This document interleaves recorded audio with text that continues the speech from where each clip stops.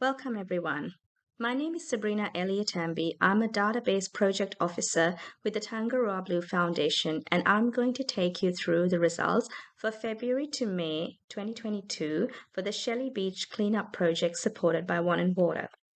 I'd like to start by acknowledging the First Nations people as the traditional owners of country across Australia and recognise their continuing connection to land, waters, and culture. We pay our deep respects to elders past, present, and emerging. I'd like to make special mention of the Gunditjmara country on which this project took place. I'll start by introducing the project and monitoring site and then run through the results of the February to May period in the context of the wider project. And then we'll finish up with what the next steps are. The Shelley Beach Cleanup, led by Tangaroa Blue Foundation, has been running since February 2020 in collaboration with One & Water. The aim is to monitor, collect and track debris washing up on the beach. This is accomplished through weekly cleanups that are contributing to an existing data set going back to 2017.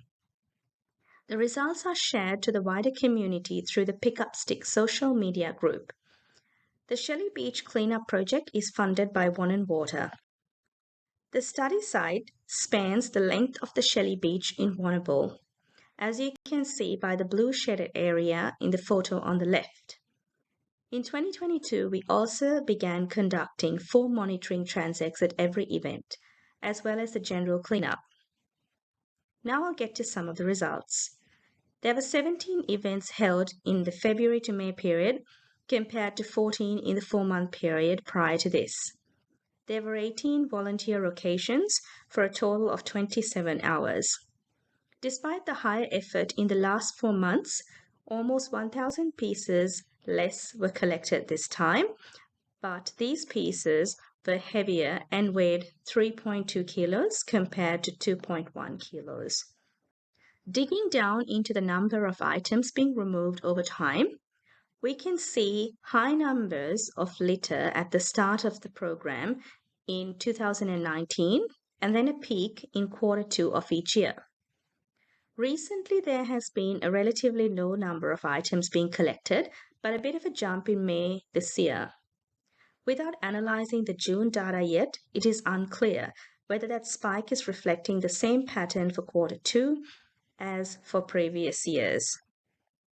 When considering debris density or pieces per 1,000 metres, the highest levels were recorded in September and October 2021, up to 177 and 195 pieces per 1,000 metres respectively.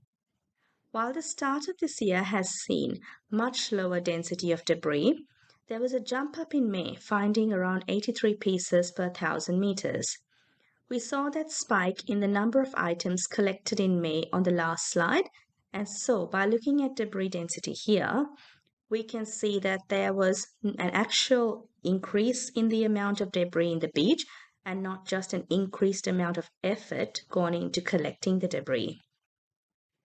Digging down into those items, we can compare the top 10 items found in the February to May 4-month period compared to the 4 months prior. We can see that plastic bits and pieces were number 1 in both periods, followed by commercial fishing remnants at number 2. Remnants of burnt plastic were more prevalent recently and moved from 6th place to 3rd. And then in both periods, we've got sanitary items coming in on 4th, and this includes cotton buds, which we'll talk about again in a few slides' time. We can also make some educated assumptions about the source of these items. We can break them down into those that have most likely come from the sea versus those that may have come from the land. We call this the Land Sea Source Index, or LSSI. In the last 4-month period, 27% of items were estimated to be from a land origin and 73% from the sea. The proportion coming in from the sea is a bit higher than the long-term project average, starting in October 2019, where 66% was from the sea and 34% from the land. We can then pull the items found by the material that they're made of. Here we are comparing the material types for the February to May 4-month period compared to the whole period starting in October 2019. The makeup of items collected did not change dramatically in the most recent period, with 86% of items being plastic compared to 79% for the rest of the project. There was a bit of a decrease in the percentage of items fitting the other category, though going down to 7% from 18%. Items found in the other category included things like cotton buds, tar balls, cork sheeting, and wax. For noting, tar balls are the remnants of crude oil dumped into the ocean by marine vessels and are little dark colored pieces of oil. The additional materials like foam, wood, glass, and ceramic and rubber remain in relatively low proportions. Breaking it down into just those two main categories of plastic and other material, we can inspect trends over time. We can see a dramatic drop in the other materials category at the beginning of the program. They have then remained quite low with just a small rise in Q2 of 2021. Plastic has fluctuated quite a lot but tends to spike in April and May of each year. There's a small rise in May 2022, but as I mentioned earlier, without analyzing the June data yet, it is unclear whether that is reflecting the same pattern for Q2 as previous years. Diving into the other category a bit further, of the 113 items collected in this category for Feb to May 2022, 109 were cotton buds. We have seen a significant decrease in cotton buds since the 2019 surveys. There was a noticeable spike in Q2 of 2021 and then lower numbers again since.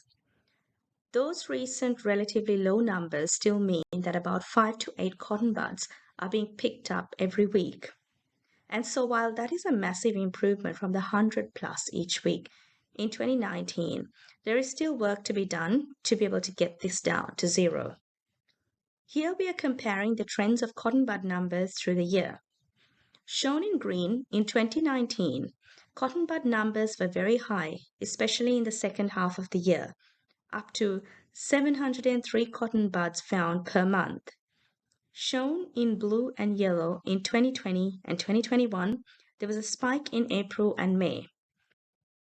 We've also now started looking at the number of nurdles found on Shelly Beach.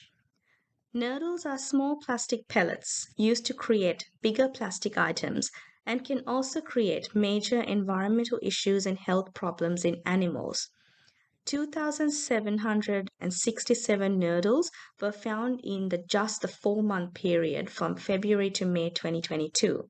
This was significantly skewed by the large number collected in May, with an average of 478 nurdles found each week of that month. Ongoing debris monitoring will definitely help to assess if this is a rising problem in the area. So what's next? Well, the weekly monitoring, collecting, and tracking of debris will continue at Shelly Beach, supported by One & Water. This is important so that we can build a long-term data set and track the debris trends over time. And also keep an eye on the number of specific items like cotton buds and nurdles on the beach. If anyone would like to help out, you can also reach out to info@tangaroablue.org for scheduled cleanup dates. Thank you again to One & Water for supporting this project. If you'd like any further information, you can contact Heidi from the Tangaroa Blue Foundation. Thank you for listening.